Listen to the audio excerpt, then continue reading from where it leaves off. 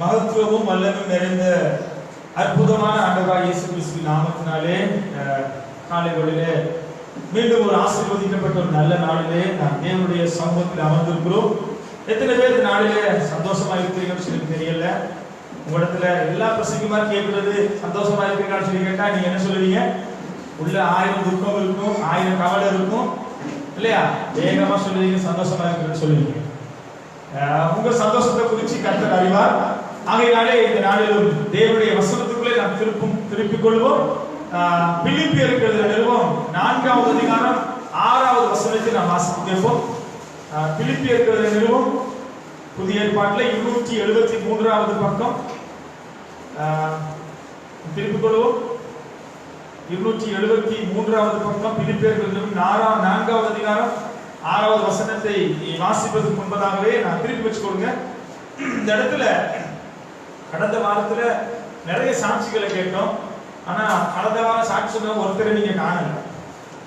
நல்ல நல்ல சாட்சியெல்லாம் சொன்னாங்க, அற்புதமான சாட்சிகளை கூறினாங்க. கேட்கவே ஆசையா இருந்துச்சு. கர்த்தர் உண்மையிலேயே அவங்க மேல இரக்கமா இருந்து பல காரியங்கள் வாக்குல சந்தித்து கொடுத்தார். இந்த நாளிலும் கூட நாமும் ஒரு நல்ல சாட்சிகளை கேட்டோம். சகோதரி அருமையான சாட்சியை சொன்னாங்க. அவர்களுடைய வாழ்க்கையில கர்த்தர் செய்த காரியங்களை குறித்து அவர்கள் மகிமையாக தேவனை மகிமைப்படுத்தினாங்க. ஆமென். இந்த நாளிலே கேட்ட சாட்சிகளோடு கூட நாம் தேவனுடைய வசனத்துக்குள்ளே கடந்து செல்வோம். நாங்கள் வாசிக்க கேட்போம். 273வது பக்கம் புதிய ஏற்பாட்டிலே 4வது அதிகாரம் 6வது வசனத்தை நாம் வாசிக்க கேட்போம். நீங்கள் ஒன்றுக்கும் கவலைப்படாமல் எல்லாவற்றையும் குறித்து உங்கள் விண்ணப்பங்களை ஸ்தோத்திரத்தோடே கூடிய ஜெபத்தினாலும் வேண்டுதலினாலும் தேவனுக்கு தெரியப்படுத்துங்கள். அல்லேலூயா, அல்லேலூயா. இந்த வார்த்தை எப்படி ஆரம்பிக்கிறது? நீங்கள் ஒன்றுக்கும் கவலைப்படாமல். அற்புதமான ஒரு வார்த்தை இல்லையா? எத்தனை பேருக்கு முந்திய வாசிச்சிருக்கீங்கன்னு தெரியல. ஆனா இந்த வார்த்தை நமக்கு சொல்லிக் கொடுக்கிற காரியம் என்ன? நீங்கள் ஒன்றுக்கும் கவலைப்படாமல் உங்கள் கவலைகளை எல்லாம் என்னவா என்ன செய்யலாம்? எல்லாவற்றையும் குறித்து உங்கள் விண்ணப்பத்தோடு ஸ்தோத்திரத்தோடு கூடிய ஜெபத்தோடு கூட எனக்கு தெரியப்படுத்துங்க. பாருங்க, எல்லாருமே அவருடைய சமூகத்துல நாம் நின்று கொண்டிருக்கிறோம். நம்முடைய வாழ்க்கையிலே நமக்கு மிகவும் மிகவும் அடிக்கடி நாம சந்திக்கிற ஒரு காரியம் கவலை இல்லையா? இல்லையா? அவர் சொல்றாரு எல்லாவற்றையும் குறித்து, ஒன்றுக்கு கவலைப்படாமல் எல்லாவற்றையும் குறித்து சொல்லி அங்கே எல்லாவற்றையும் அதற்குள்ளே அடக்கி அந்த வார்த்தை சொல்வதை பார்க்கிறோம். ஆண்டவர் நம்மை குறித்து வைத்திருக்கிற சித்தம் என்னன்னு நமக்கு தெரியுமானா, தேவனுக்கு சித்தம் இல்லை நாம கவலைப்படுவது. என்னது? யாராவது ஒரு தகப்பனுக்கு தாய்க்கு தன்னுடைய பிள்ளை கவலைப்பட்டு கலங்கி கொண்டு வேதனையோடு கூட இருக்கிறத விரும்புவாங்க? விரும்ப மாட்டாங்க இல்லையா? அதே மாதிரிதான் உலக பிரகாரமான தகப்பனும் தாயுமே நம்முடைய பிள்ளைகள் கவலைப்படுவதை குறித்து விருப்பம் இல்லாத இருக்கிற பொழுது, நம்மை உருவாக்கினவர் நம்மை உண்டாக்கினவருமாக இருக்கிற தேவன் நம்ம கவலைப்படுவதை குறித்து அவருக்கு அது மிகவும் அது வேதனையாய் காணப்படுகிறது. ஆண்டவர் நம்மை குறித்து வைத்திருக்கிற சித்தம் என்னன்னு தெரியுமா? நம்ம ஒன்றுக்கு கவலைப்படக்கூடாது என்று அவர் விரும்புகிறார். ஆகையினாலே மத்தேயு நிருபம் 6வது அதிகாரம் 25, 26, 27 வசனங்களை நான் வாசித்து பார்க்கிற பொழுது ஆண்டவர் மிகவும் ஆணித்தரமா அந்த பகுதியில் பேசுகிறார். நீங்க ஒன்றுக்கு கவலைப்பட வேண்டாம், நாளைய தினத்தை குறித்து கவலைப்பட வேண்டாம். ஆகாயத்து பறவைகளை பாருங்கள், அவைகள் விதைப்பதும் இல்லை, அறுப்பதும் இல்லை, களஞ்சியத்திலே சேர்த்து வைப்பதும் இல்லை, அவைகளை பிழைப்பூட்டுகிற நான் உங்கள் பரமபிதாவாகிய தேவன் உங்களுக்கு செய்வது எவ்வளவு நிச்சயம் என்று சொல்லி அந்த பகுதியிலே அந்த நாம் வாசிக்கிறோம் பார்க்கிறோம். இந்த கவலைப்படாதே, கவலைப்படுவது உண்மையிலேயே நம்முடைய வாழ்க்கையிலே ஒரு தேவனுக்கு ஒரு பிரியமில்லாத காரியம் தான். ஏன் ஆண்டவர் நம்ம கவலையா இருப்பதை குறித்து ஆண்டவர் அங்கே வேதனைப்படுகிறார் சொன்னா, நான் பார்க்கிறோம். பிலிப்பியர் 4வது அதிகாரம் 4வது வசனத்தை வாசிக்கப்போம். அப்போஸ்தலன் பவுல் இப்படியா சொல்லுகிறார். பிலிப்பியர் 4:4 கர்த்தருக்குள் எப்பொழுதும் சந்தோஷமாயிருங்கள், கர்த்தருக்குள் எப்பொழுதும் சந்தோஷமாயிருங்கள் என்று மறுபடியும் சொல்லுகிறேன். பாருங்க, அந்த பிலிப்பியர்கள் நிருபத்திலே அந்த பவுல் என்கிறதான அந்த மனுஷன் சொல்லுகிறாரு, கர்த்தருக்குள்ள நீங்க சந்தோஷமா இருக்கணும் என்று நான் உங்களுக்கு என்ன சொல்றேன்?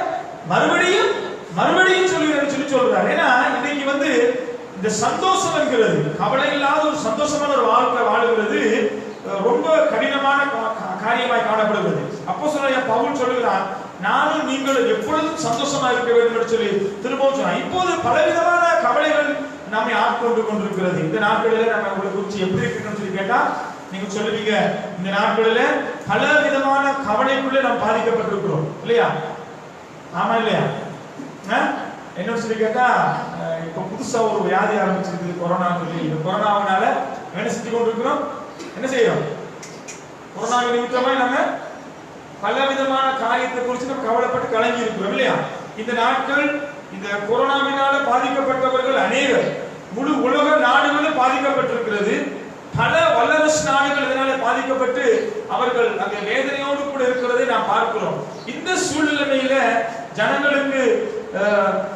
ஜனங்களுக்கு சந்தோஷத்தை அல்லது கவலை இல்லாத ஒரு வாழ்க்கையை நம்ம ஞாபகப்படுத்த வேண்டியதா இருக்கிறது. கவலைப்பட வேண்டாம், ஏன்னா எல்லாருமே இதுல கவலைப்பட்டு தான் இருக்கிறாங்க. இந்த காலங்கள்ல கவலை நம்மை மாட்டி வதைத்துக் கொண்டிருக்கிறது. பலவிதமான கவலைகள் ஜனங்கள் அங்கே கவலைகளுக்கு ஜனங்கள் வாழ்ந்து கொண்டிருக்கிறாங்க. சிலருக்கு வேலை இல்லைன்னு கவலை, சிலருக்கு வேலை போயிடுச்சுன்னு கவலை, இப்படி பலவிதமான கவலை. சிலருக்கு வியாதி, பலவிதமான வியாதி குறித்து கவலை. இதனால இந்த கவலையினால பல விதத்துல நாடுகளும் பாதிக்கப்படுகிறோம் சொல்லி இந்த வேதம் நமக்கு சொல்கிறது. ஆகையினாலே இந்த நாட்களில் கொரோனாவை விட பயங்கரமான ஒரு காரியமா பரவிட்டு இருக்கிறது சொல்லி கேட்டா ஒரு விதமான பயமும் ஒரு கவலையும் நம்ம என்ன செஞ்சு கொண்டிருக்கிறது, நம்மள பிடிச்சு வச்சிருக்கிறது இல்லையா? இந்த கவலை நிமித்தமாக நம்ம என்னென்னலாம் இழந்து போயிருக்கிறோம் சொல்லி நம்ம கேட்டா நீங்க சொல்லுவீங்க, பல காரியங்களுக்கு சொல்லுவீங்க. பாருங்க, இந்த கவலை பிசாசுடைய தந்திரமான காரியங்கள் நம்மளை கவலைப்படுத்தி, நம்மளை வேதனைப்படுத்தி, நம்மளை ஒரு விதமான சோர்வுக்குள்ள நம்மளை கட்டி வச்சு நம்மளை துக்கப்படுத்துகிறது. பிசாசுடைய வாசல் தான் இந்த கவலை என்று சொல்லி நம்ம பார்க்கிறோம். பாருங்க, மனதில் நாங்கள் மகிழ்ச்சியா இருப்போமானால் வேதம் சொல்கிறது மன மகிழ்ச்சி நல்ல ஒரு ஔஷதம், அது நல்ல ஒரு மருந்து. மன மகிழ்ச்சியா இருக்க வேண்டும், சந்தோஷமா இருக்க வேண்டும். சந்தோஷமா இருக்க ஒரு மனுஷனுடைய வாழ்க்கையில் என்ன இருக்காது? பயம் இருக்காது, கவலை இருக்காது, நல்ல நித்திரை இருக்கும், நல்ல கொழுத்து போய் நல்லா கொழுன்னு இருப்பாங்க, முகமெல்லாம் நல்லா ஃப்ரெஷ்ஷா இருக்கும், நல்லா சிரிச்சுக்கிட்டே இருப்பாங்க இல்லையா? யாரு? கவலை இல்லாத மனுஷன். ஒரு கவலையான மனுஷனை போய் நம்ம சந்திச்சமா இருந்தா அவடத்துல என்னென்ன இருக்கும்? நான் அடிக்கடி சொல்லுவேன், நமக்கு ஏதாவது பிரச்சனை இருந்துச்சுன்னா யாருக்கானாலும் பயம் வரும் இல்லையா? கவலை வர்றது, கவலை வரக்கூடிய என்னது கொண்டு வருது? பயத்தை கொண்டு வரும். பாருங்க, இந்த கவலை பாருங்க பிசாசுடைய தந்திரமா இருக்கிறது. நம்மளை கவலைப்படுத்தி, நம்மளை வேதனைப்படுத்தி, நம்மளை பயப்படுத்தி, நம்மளை ஒடுக்கி வைத்துக் கொண்டு அதனுடைய காரியங்களை அது பண்ணி கொண்டிருக்கிறது. ஆனா பாருங்க, சந்தோஷமா இருக்க வேண்டும் என்றுதான் தேவன் விரும்புகிறார். பாருங்க, நம்முடைய சரீரத்துல மிகவும் உற்சாகத்தையும் சுகத்தையும் கொண்டு வருகிறது என்னன்னா, வியாதி இல்லாத ஒரு வாழ்க்கை நமக்கு இருக்குமா இருந்தா நமக்கு என்ன இருக்காது? கவலை இருக்காது, பயம் இருக்காது இல்லையா? அந்த சுகர், கொலஸ்ட்ரால் இதெல்லாம் இருந்தா என்ன இருக்காது? பயம் இருக்காது, கவலையும் இருக்காது. பாருங்க, இந்த கவலையோடு கூட நாம் வாழ்ந்து கொண்டிருக்கிற பொழுது பாருங்க, நித்திரை இருக்காது, ஒரு இனம் தெரியாத ஒரு பயம் நமக்குள்ள காணப்படும். இந்த கவலையை ஏதோ ஒரு காரியத்தை குறித்து நம்மளுக்கு வரும். சாதாரண கவலை வர்றதுக்கு பலவிதமான வழிகள் உண்டு. சிலர் கடன் பிரச்சனை நமக்கு கவலை வரும், பயம் வரும். ஒரு சின்ன வியாதி இருந்துச்சுன்னா சின்ன பயம் வரும். அல்லது சரீரத்தில் ஏதாவது ஒரு சின்ன கட்டி மாதிரி இருந்துச்சுன்னா ஐயோ இது என்ன கட்டி, கேன்சர் கட்டி, அந்த கட்டி, அது பார்த்து கொஞ்சம் நமக்குள்ள அது பயத்தையும் கவலை உண்டு பண்ணும். இல்லாட்டி பிள்ளைகளை குறித்த கவலை, ஏதோ ஒரு கடன் பிரச்சனை குறித்த கவலை, ஏதோ ஒரு விதமான வியாதியை குறித்த கவலை, வீட்டு காரியங்களை குறித்த கவலை, வேலையை குறித்து, எதிர்காலத்தை குறித்து, இப்படி பல காரியங்களை குறித்து நாம் கவலைப்பட்டு கலங்கி நாம் நின்று கொண்டிருக்கிறோம். இப்படிப்பட்ட காரியங்கள் நமக்கு ஏற்படும் பொழுது கவலைப்படாம இருக்கவும் நம்மளால முடியாது. யாராவது பார்த்து சொல்லுவாங்கன்னா கொஞ்சம் கவலைப்படாம இருக்குன்னு சொன்னா நம்மளால இருக்க முடியுமா? கவலைப்படாம யாராவது நம்மளால கவலைப்படாம இருக்க முடியுமா? கல்யாணம் முடிச்சிருந்த குடும்பமா இருந்தா பிள்ளைகளை குறிச்ச கவலை இருக்கும் இல்லையா? சிஸ்டர்கிட்ட கேட்டா அவங்க அந்த பிள்ளைய வளர்க்கணும், படிக்க வைக்கணும், அதை குறிச்சு அவங்களுக்கு ஒரு பெரிய எய்ம், ஒரு திட்டம் இருக்கும். ரைட்? இப்படி படிச்சுக்கிட்டு இருக்க பிள்ளைகளை கேட்டா அவங்க சொல்லுவாங்க, இல்லை எப்படியாவது படிச்சு என்ன செய்யணும்னா நல்ல ஒரு ஸ்தானத்துக்கு நான் வரணும். அது அவங்களுக்கு பெரிய கவலையா இருக்கும். உலக பாஸ் பண்ணணும், ஏழாவது பாஸ் பண்ணணும், யூனிவர்சிட்டி போகணும், இப்படி பல காரியங்களை குறிச்சு கவலையா இருக்கும். அதே நேரத்துல ஒரு தகப்பனு தாய்மா இருந்தா தங்கள் பிள்ளைகளை கல்யாணம் முடிச்சு கொடுக்கணும், பிள்ளைகளை நாம பார்க்கணும், பேர பிள்ளைகளை பார்க்கணும், அந்த கவலையா இருக்கும். வேலை செய்யறவங்களுக்கு வேலையை குறிச்ச கவலை இருக்கும். இப்படி இந்த கவலை என்பது எல்லாருக்குமே இருக்கத்தான் செய்யும். இந்த கவலையிலிருந்து விலகி ஓட முடியாது. கவலை, அதனாலதான் சொல்றாரு கவலைப்படாதீங்க. வேதத்துல பல இடத்துல சொல்றாரு கவலைப்படாதீங்க, சந்தோஷமா இருக்கு சந்தோஷமா இருக்குன்னு சொல்லி. சரி, நான் பார்க்கிறோம் இந்த இந்த இப்படிப்பட்ட காரியங்கள்லாம் நமக்கு ஏற்படும் பொழுது நம்ம கவலைப்படாமல் இருக்கவே நம்மளால முடியாது. நான் பார்க்கிறோம் இப்படி கவலைப்படாமல் இருக்கணும்னு சொல்லி எத்தனை பேர் நமக்கு வந்து ஆறுதல் சொன்னாலும் நம்ம என்ன செய்வோம், கேட்போம், அப்புறம் உட்கார்ந்து தனியாக யோசிச்சுக்கிட்டு இருப்போம். வீட்டுல வந்து சொல்லிட்டு இருப்பாங்க, அம்மா அதை பத்தி யோசிக்காதப்பா, அது சரியா வந்துடும், அதெல்லாம் ஓகேயா வந்துடும், இதெல்லாம் பெரிய காரியமே கிடையாது, இதெல்லாம் நம்ம வெளியே வந்துடலாம்னு சொல்லி என்ன செய்யலாம், உட்கார்ந்துருந்து அழகா ஒரு மணிக்கெல்லாம் நம்ம உட்கார்ந்து பேசிட்டு போவாங்க. அவங்க பேசிட்டு அகல போனோடனே என்ன செய்வோம், நம்ம மூஞ்சி எல்லாம் மாறிடும், பழைய உட்கார்ந்துருந்து என்ன செய்யணும்னா கவலைப்பட்டுட்டே இருப்போம். சரி, இந்த கவலை வருகிறதுனால மத்திய 6ஆம் அதிகாரம் 27 வசனத்தை வாசிப்போம். இந்த கவலை வருகிறதுனால வேதம் என்ன சொல்லுகிறது, வாசிங்க அந்த வசனத்தை. மத்தேயு 6:27. கவலைப்படுவதனாலே உங்களில் எவன் தன் சரீர அளவோடு ஒரு முழத்தை கூட்டுவான். மத்தேயு 6:27.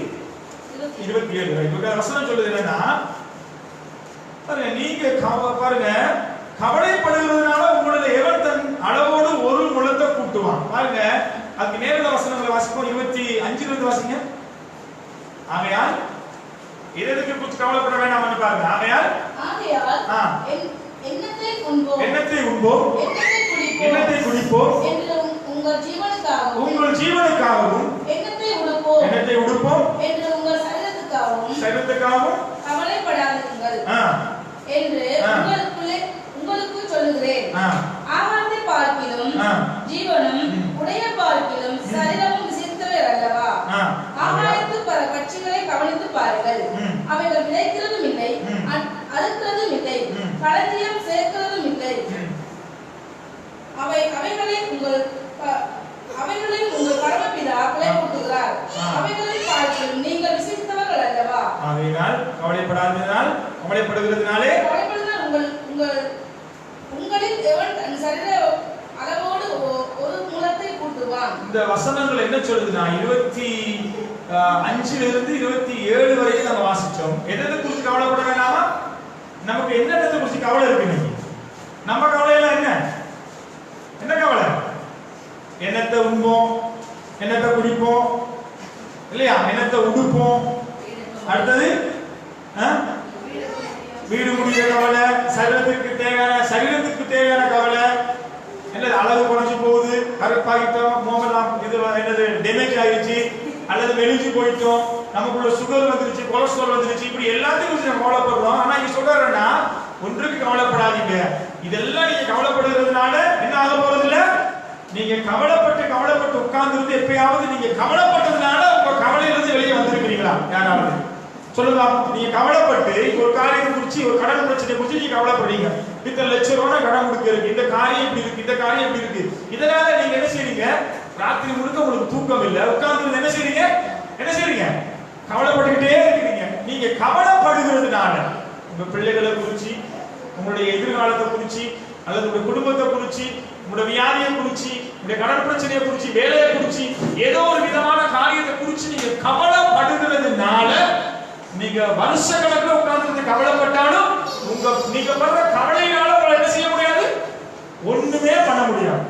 சொல்றாரு, நீங்க கவலைப்பட்டு இருங்க, ஒரு இன்ச்சியாவது உங்களால என்ன செய்ய முடியுமா, அந்த கவலையில இருந்து நகர்ந்து அல்லது அதிலிருந்து விலகி வர உங்களால கூடாதுன்னு சொல்றாரு. ஆகையினால ஆகாயத்து பறவைகளை பாருங்கள், விதைக்கிறது அறுக்கிறது இல்ல, இதை பிழைப்பூட்டுற நான், இதை போஷிக்கிற நான் உங்களை போஷிக்க மாட்டேனோ, ஆகையினால நீங்க என்ன செய்யணும், கவலைப்பட வேண்டாம்னு சொல்லி சொல்றாரு. 34ஆம் வசனத்தை வாசிங்க, கடைசி வசனம் 6:34. நான் உங்களுக்கு சொல்றேன் 6:34. ஆகையால் மத்தேயு 6:34. ஆகையால் நாளைக்காக கவலைப்படாதீர்கள். எதுக்காக கவலைப்பட வேண்டாமா? நாளைக்காக இல்ல, நம்ம கவலை இன்னும் எத்தனை வருஷத்துக்கு பிறகு நடக்க போற காரியத்துக்காக நம்ம கவலை எங்க இருக்கு? வாசிங்க. நாளைக்காக கவலைப்படாதீர்கள், நாளைய தினம் தன்னுடைய வைகளுக்காக கவலைப்படாதிருங்கள். அந்த நாளுக்கு அதினதி பாடு போதும் சொல்றாரு. என்னன்னா, நீ வந்து நாளைய நாளை குறித்து கவலைப்படாத, நாளைய நாள் உனக்கு சொந்த நிச்சயமா விடிய நல்லா தான் சாப்பிட்டு தூங்குனார் அந்த மனுஷன். என்னாச்சு? விடிய எழும்பல, ராத்திரி படுத்திருக்காரு சொல்லி தட்டி பார்த்தா இல்ல சாப்டர் க்ளோஸ். சொல்றாரு நாளைய நாள் உன்னுடைய நாள் இல்ல, அதனால நாளைய நாளை குறிச்சு நீ கவலைப்படுற. அதனால இந்த கவலை வந்து வேதம் சொல்லுது, உண்மையிலே நம்மளால கவலை கொள்ளாம இருக்க முடியாது. வேதம் சொல்லி கவலைப்படாம சொல்லுது. இதுக்கு என்ன தீர்வு? என்ன தீர்வு? பைபிள் சொல்லுது கவலைப்படாதீங்க, சந்தோஷமா இருங்க, சந்தோஷமா இருங்க. சாப்பாடை குறிச்சோ உடுப்பை குறிச்சோ நாளை நாளை குறிச்சோ நீ கவலைப்படாத, எல்லாம் நான் பாத்துக்கிறேன் என்று சொல்லி ஆண்டவர் சொல்லுறாரு. ஆனா இந்த இந்த சத்தியத்தை அறிஞ்சிருக்கிற நானும் நீங்களும் கவலைப்படாம இருக்கிறோமா? எப்பயாவது ஒரு நாள் இந்த வசனம் வந்து உங்களுக்கு புதுசு இல்ல, நீங்களே எத்தனை வாசிச்சிருப்பீங்க இல்லையா? இந்த வசனத்தை எத்தனை நீங்க கேட்டிருப்பீங்க. ஆண்டவர் சொல்ல கவலைப்படாத, சந்தோஷமா இருக்குன்னு சொல்லி இருக்கிறார். ஆனா நம்மளால அது முடியுதா? நம்மளால அப்படி இருக்க முடியுதா? நமக்கு என்ன முடியுது இல்ல, கவலைப்படாம நம்மளால இருக்கவே முடியல. 3 நேரம் சாப்பிடாம இருந்தா இருந்துருவோம், கவலையில என்ன செஞ்சிருவோம், 3 நேரத்துக்கு சாப்பிட மாட்டோம்.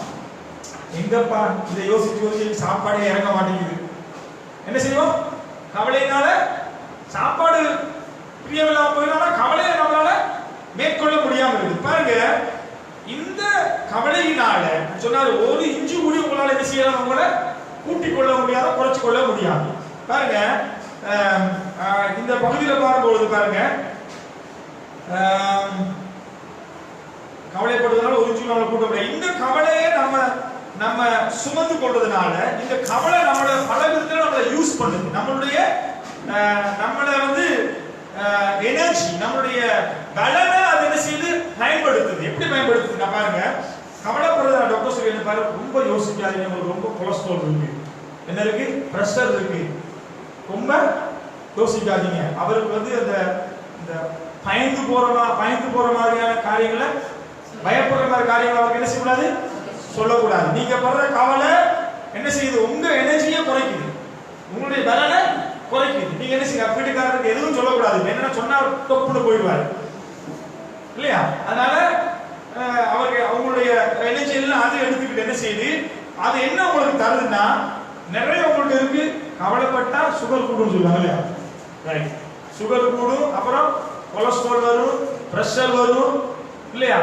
அந்த என்ன சொல்லுவாங்க, அந்த என்ன சொல்லுவாங்க, என்ன ஹார்ட் அட்டாக் சொல்லுவாங்க, அது வந்து சிம்பிளா மினி ஹார்ட் அட்டாக். இன்னொரு வாசனை சொல்லுவாங்க, அது வந்து ஒரு சின்ன முதல் 2 தடவை வந்துருச்சு, 3ஆம் தடவை வந்தா தப்ப மாட்டாங்க. நடந்தால விழுந்தவனே மாடி மிதிச்சவங்க, அவரை பார்த்தா வந்து நூலாகி போயிருக்கிறாரு சொல்லுவாங்க. 3ஆம் தடவை வந்துச்சுன்னா தப்ப முடியாத, ரொம்ப குழந்தை மாதிரி பார்க்கணும். பாருங்க, இதை கேட்டது அவருக்கு இன்னும் வருது, இன்னும் அதிகமான கவலை வருது. இந்த கவலையை என்ன செய்யறாரு அவரு, அவர் இந்த கவலை இருக்கிறவரை வெளியே வர முடியாது, கவலைப்படாம இருக்கவே முடியல, அந்த நிலையில இருந்து நம்மளால வெளியவே வர முடியாது என்று சொல்லி நாம கவலைப்பட்டு நாம் என்ன செய்யறோம், நம்முடைய எனர்ஜி எல்லாம் வீணாக்கி, நேரத்தை வீணாக்கி, தூக்கத்தை வீணாக்கி, சர்வத்துல பலனெல்லாம் குறைஞ்சு போய் குன்றி போய் ஒரு சிலர் என்ன செய்வாங்க, உடம்பு குறையிறதுக்காக நான் வந்து இந்த வாக்கிங் போற இடத்துல பார்ப்பேன், பெரிய பெரிய உடம்பானவங்க வந்து நடப்பாங்க. அவங்க என்னன்னா அவங்களுக்கு உடம்பு கூட, அதனால உடம்பு வெயிட்டுக்காக நடப்பாங்க. ரைட், ஒரு சிலர் பார்த்தாங்கன்னா நடக்காமலே அவங்களோட வெயிட் குறைஞ்சிடும். வீட்டுல உட்கார்ந்து யோசிச்சாலே போதும், என்ன செய்வாங்க, யோசிச்சா சுகர் வந்தா இப்படி போயிடுவாங்க, வெளிச்சிடுவாங்க. அப்ப ஒரு சிலர் வந்து தங்களுடைய உடம்பை குறைக்கிறதுக்கு வேற விதத்துல ட்ரை பண்றாங்க. ஒரு சிலர் உட்கார்ந்து இருந்து என்ன செய்யறாங்க, எல்லாத்தையும் இழந்து போறாங்க, சுகத்தை, பலத்தை, ஆரோக்கியத்தை எல்லாம் இழந்து போய் இந்த கவலையினால இப்படி ஆயிடுச்சு. ரைட், ஓகே, சரி. இந்த கவலை எப்படித்தான் நம்ம மேற்கொள்றது? எப்படி மேற்கொள்றது? காலையில எழுதுனா ஒரு சிலர் ஏண்டாண்டா விடியுதுன்னு நினைச்சிட்டு இருப்பாங்க. கண்ணை மூடி தூங்குற நேரம் மட்டும் தான் என்ன இருக்கு, நிம்மதியா தூங்குறோம், விடிஞ்சா போதும், கதவை வந்து யாரோ தட்டுனா போதும், அல்லது பெல் அடிச்சா போதும், என்ன ஆரம்பிச்சிடும், தூக்கம் கட்டுரும். தூங்கி எழுதுறோடனே என்ன ஞாபகம்னா, நேற்று ஒருத்தருக்கு நம்ம ஒரு காரியம் சொல்லியிருந்தோமே, அந்த கவலை என்ன செய்யணும், அப்படியே ஆரம்பிச்சிடும். பாருங்க, இந்த கவலையை மேற்கொள்றதுக்கு ஏதாவது வழி இருக்கா?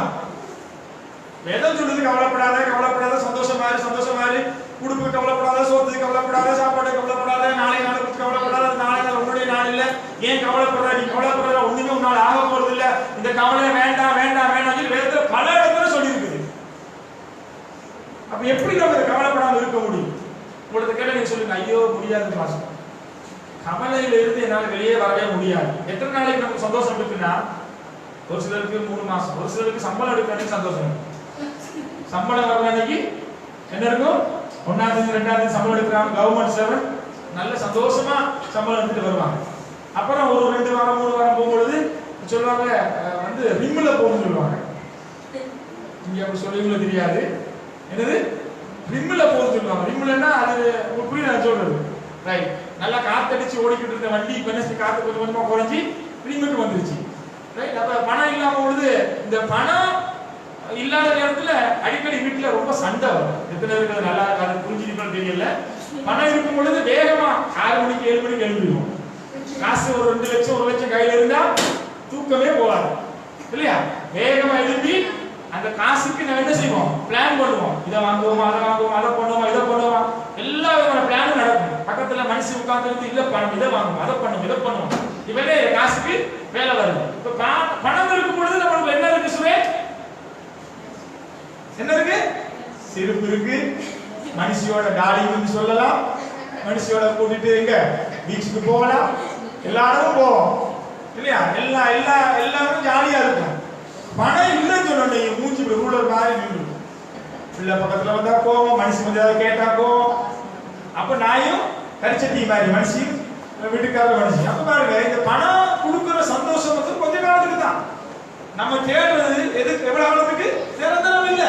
ஒரு 6 மாசத்துக்கோ 3 மாசத்துக்கோ, ரைட்?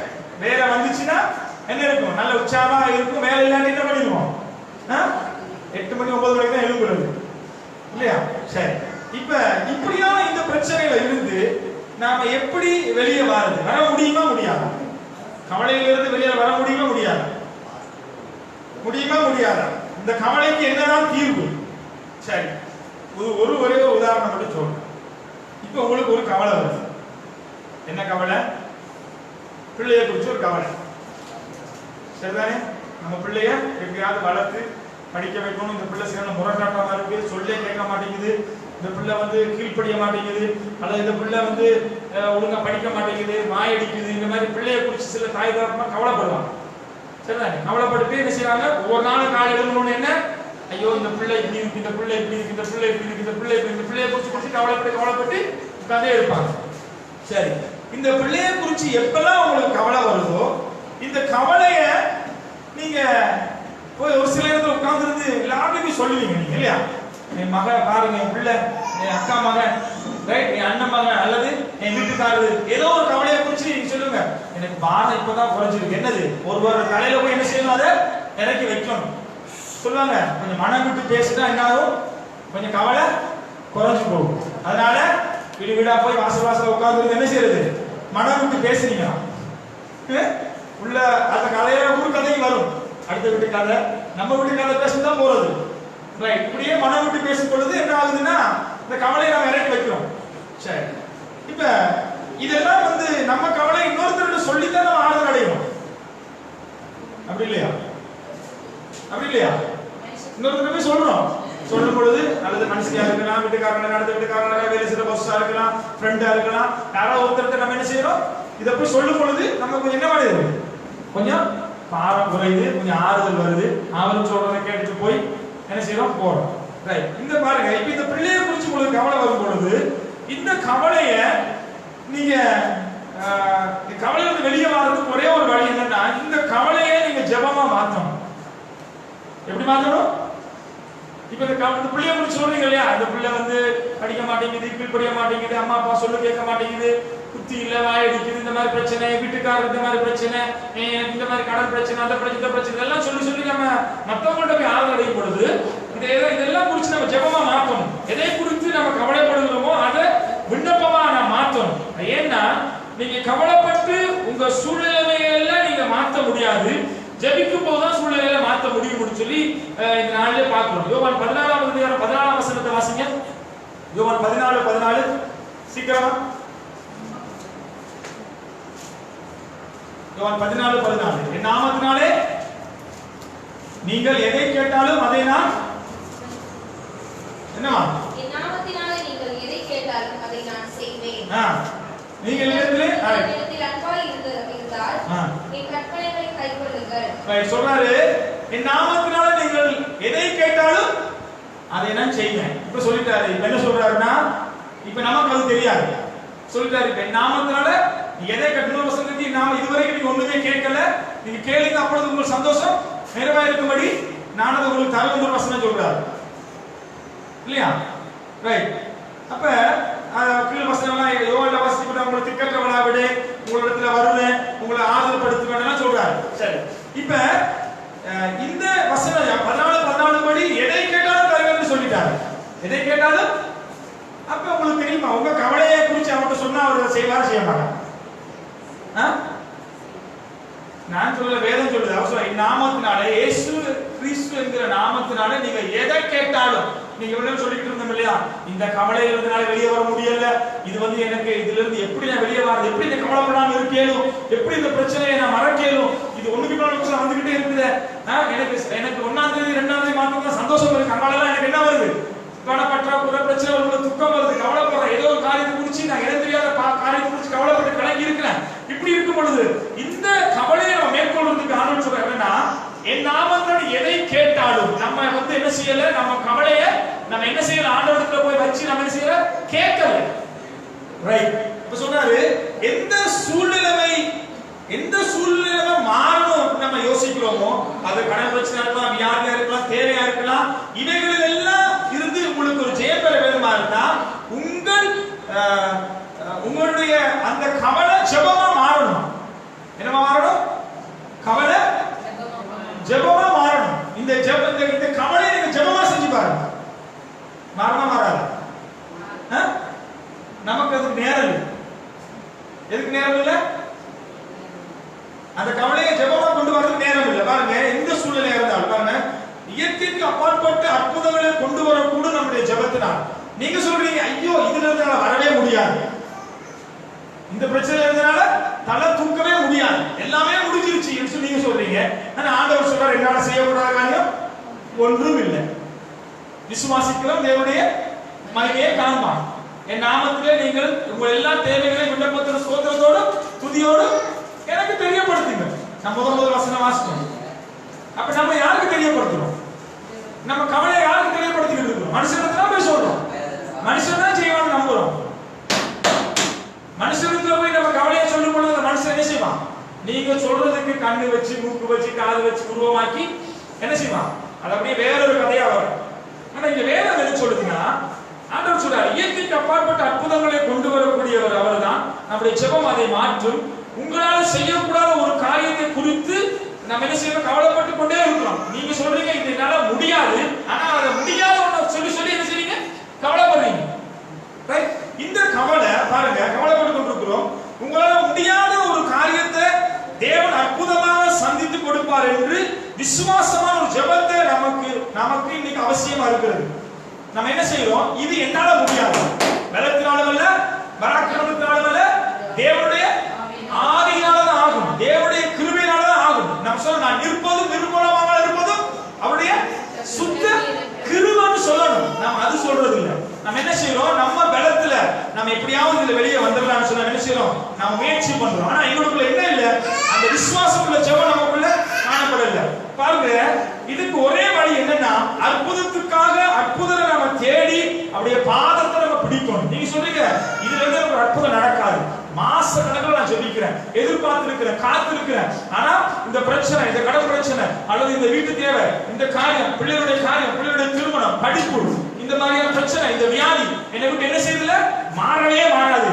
இந்த மாறாத ஒரு பிரச்சனையை மாற்றக்கூடிய அற்புதமான தேவனிடத்துல அந்த பிரச்சனை நீங்க கொண்டு போனாதான் அது என்ன நடக்கும்? உங்களுக்கு அற்புதத்தை நம்மளால காண முடியும். அதனால இங்க பாருங்க, ஜெபிக்கிறதுக்கு பதிலாக நம்ம உட்கார்ந்து பாருங்க, நம்ம கவலைப்பட்டு கொண்டு இருக்கிறோம். நாம என்ன செய்யறோம்? ஜெபிக்க மாட்டேங்கிறோம். நீங்க கவலைப்படுறத மாதிரியே ஜெபிக்கிறீங்களா? ஜெபிக்கிறது கூட கவலைப்படுறது கூட எது கூட நம்ம வாழ்க்கையில? கவலைப்படுறதா கூட. ஜெபிக்கிறது ஒரு 10 நிமிஷம், ஆனா ஒரு நாள் முழுக்க அதை குறித்து கவலைப்படுவோம், ராத்திரி போல கவலைப்படுவோம். அப்ப இங்க வேதம் என்ன சொல்லுதுன்னா, நான் திருப்பி மத்தேயு 11:28 திருப்பி கொடுங்க. மத்தேயு 11:28 ஆண்டவர் சொல்றாரு நம்ம கவலைப்பட்டு மத்தேயு 11:28 சீக்கிரம் வாசிங்க. இதெல்லாம் நீங்க கேட்ட வார்த்தை. ஆனா கேட்ட வார்த்தை, ஆனா உங்களுக்கு என்ன இல்லது ஞாபகம் இல்லை. வருத்தப்பட்டு பாரம் சுமக்கிறவர்களே நீங்கள் எல்லாரும் இடத்திலே வாருங்கள். எங்க உங்களுக்கு இளைப்பாறுதல்?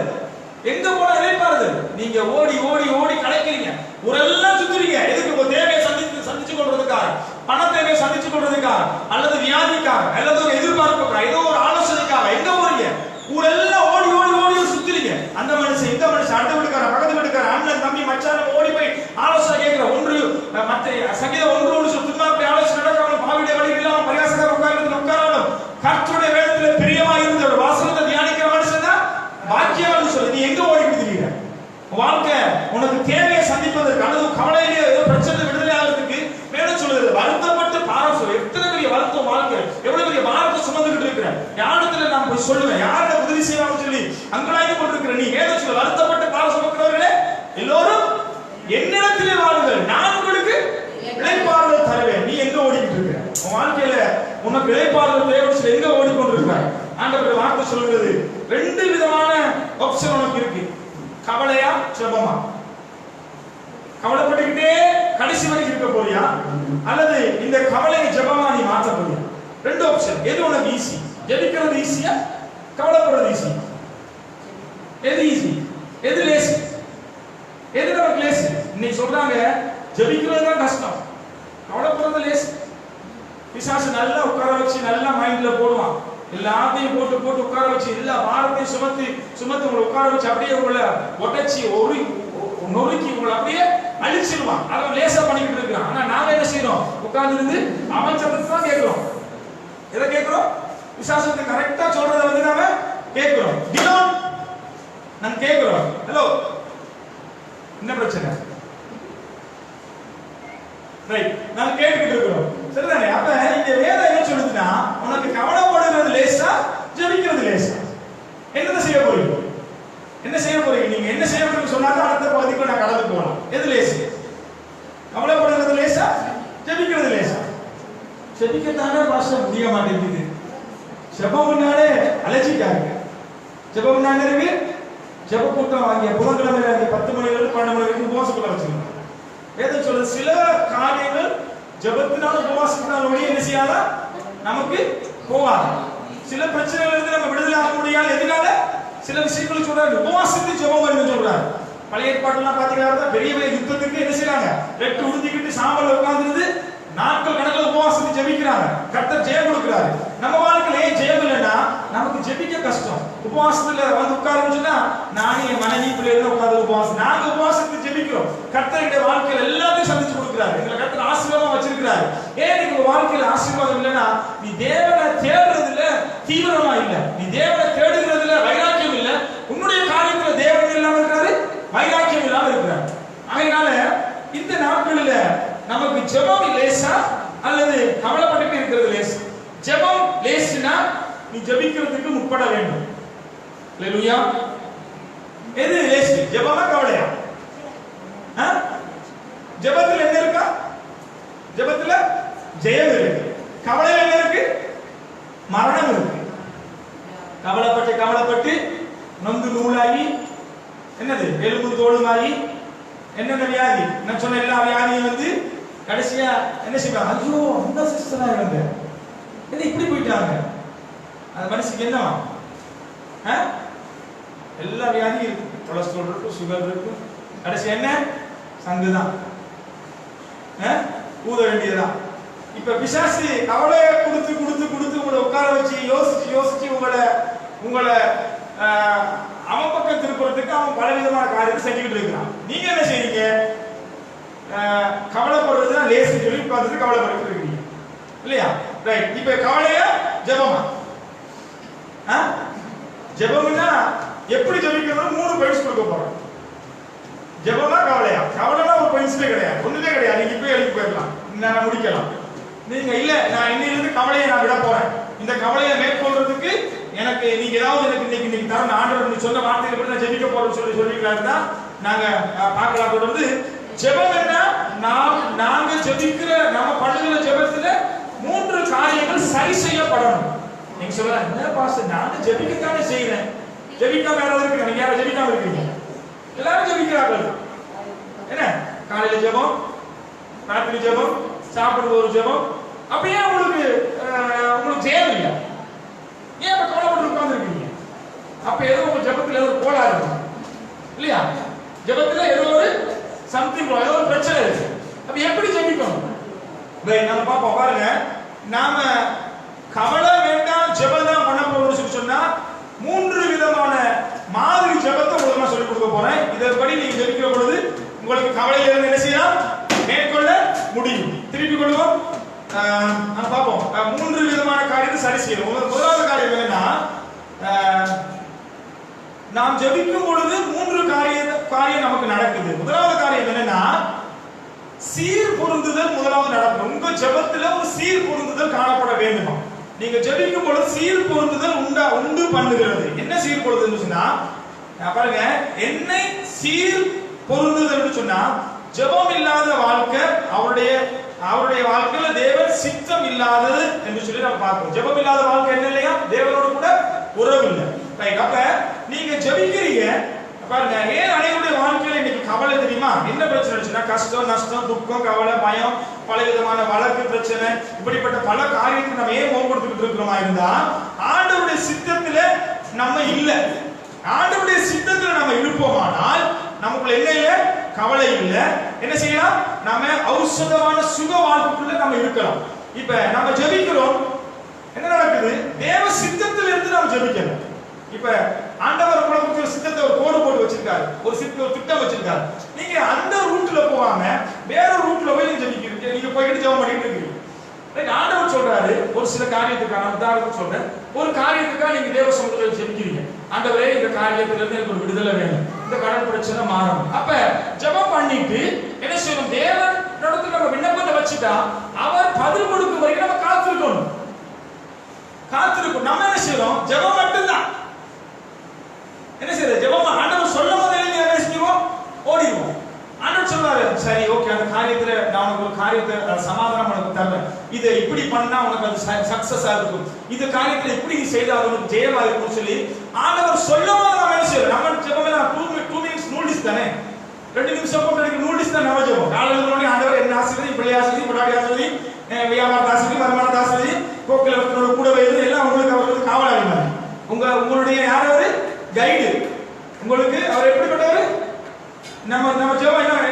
கமாண்ட்மென்ட் ஜெபம், கட்டளை ஜெபம். இப்படி செய்யும், அப்படி செய்யும், இப்படி செய்யும், இப்படி செய்யும். ஓகே, ஆமென். அந்த ஜெபத்தை ஆண்டவர் கேட்பார். ஆண்டவர் சமூகத்துக்கு போகும்போது நம்ம எப்படி போகணும்? நம்ம என்ன செய்யணும்? காலை எழுப்பி பல்லு திட்டுறது இல்லை, மூஞ்சி கழுவுறது இல்லை. அந்த மனுஷனுக்கே பக்கத்துல இருக்க முடியாது. அந்த பெரிய தேவன் எப்படி ஒரு பக்கத்துல உட்கார்ந்து உன் ஜெபத்தை கேட்கறது? வீட்டுக்காரே இருக்க மாட்டாரு, பக்கத்துல ஓடிடுவாரு. நம்ம எழுதி ஜெபிக்கும் பரிசுத்தத்தோட நல்ல ஆண்டு சமூகத்தில் அதிகாலையில் ஆண்டு சமூகத்தில் எழுந்திருந்து உட்கார்ந்து ஆண்டவரே பரிசுத்தத்தோட அவர் சமூகத்துக்கு போய் அவர் ஜெபிக்கும் பொழுது நம்ம வசனத்தை வாசிச்சு அவர் சொல்லுற காரியத்தை, இது சரியா, நீர் எனக்கு வைத்திருக்கிற சித்தம் என்ன, இது உங்களுக்கு சித்தமானதா, திட்டமானதா, இதுல நான் போகலாமா, கை போடலாமா, செய்யலாமா, வாங்கலாமா, கொடுக்கலாமா, பேசலாமா, நிக்கலாமா, இந்த வியாபாரம் நமக்கு சரியா, இதுல தேவனுக்கு சித்தம் இருக்கா, தேவன் ஆசீர்வதிக்கிறா, இதுல நான் போனா எனக்கு ஜெயம் உண்டாமான்னு சொல்லி ஒரு நாள் நம்ம கேட்கறது இல்ல. அவர் ஒரு சித்தத்தை வச்சிருப்பாரு, நம்ம ஒரு பக்கத்துக்கு ஓடுறது. ஓடி போய் என்ன செய்யறது? ஆண்டவர் இடுப்புல கைத்தை கட்டி விட்டுருவார்.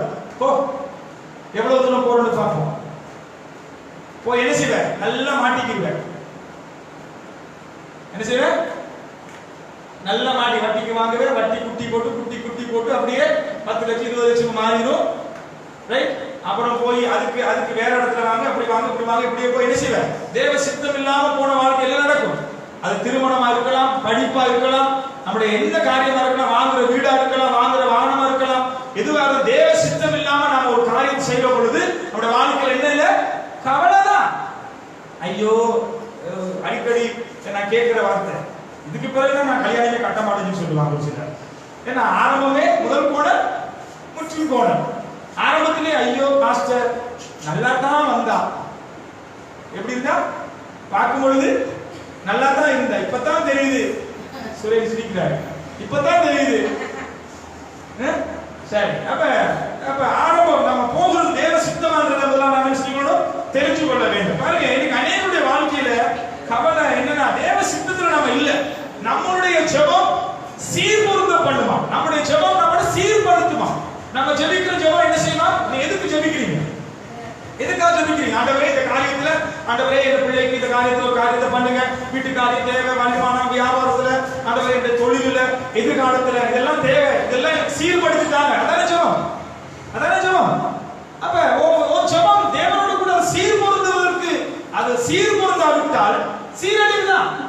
என்னது சீர்பொருந்தல் இல்லாம என்ன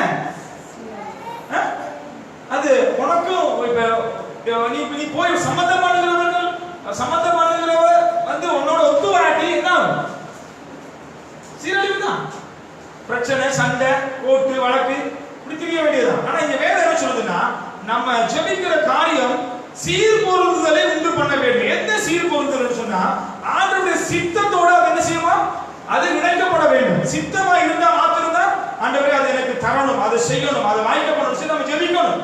நம்ம சித்தத்தை கேட்டு ஜெபிக்கிறோம், அவர் சித்தமா இல்லைன்னு சொல்வதற்கு எழுதி வேற பக்கத்துக்கு ஓடி போயிடும். அப்ப என்ன ஆகுது, நம்ம வாழ்க்கையில நமக்கு ஜெயம் உண்டாகாது. அவருடைய சமூகத்துல வைத்து ஜெபித்து தீர்மானிக்கிற பொழுதுதான், தீர்மானம் எடுக்கும் பொழுதுதான் எந்த குடும்பத்திலும் கவலை இல்லாம தேவ சித்தத்தின்படி நமது விருப்பத்தையே நம்ம தேவனுக்கு கொடுத்து நம்ம வாழ வேண்டும். ஜெபம் தேவனுடைய சித்தத்தை சீர்படுத்த பண்ணுகிறது. ஆதியாகம புத்தகம் 32:26 வாசிங்க. சீக்கிரம் ஆதியாகமம் 32வது அதிகாரம். இன்னும் உதாரணமான ஒரு வார்த்தை உங்களுக்கு காமிச்சு கொடுக்கிறேன். 32வது அதிகாரம், ஆதியாகமம் 32 26 27 28. பாருங்க, இந்த சம்பவம் உங்களுக்கு தெரிஞ்ச சம்பவம் தான், உங்களுக்கு தெரியும்.